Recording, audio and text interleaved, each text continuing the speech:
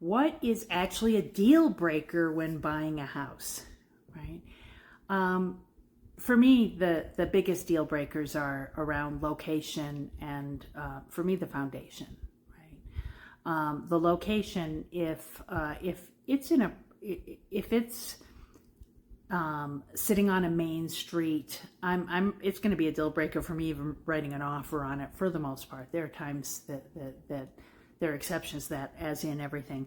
But when I look at the actual condition of the property, if we find a major foundation issue, most things can be fixed like that if you throw enough money at it, but none of that is improving the property. It's shoring up the existing structure.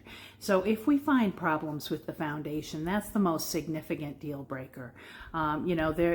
Only once have I had an inspector say, if it were me, I'd walk right out of this house. And it was over a foundation issue where the main support of the house, the main beam that went across the whole thing, had been, somebody had cut a big notch into it to run a plumbing thing through it.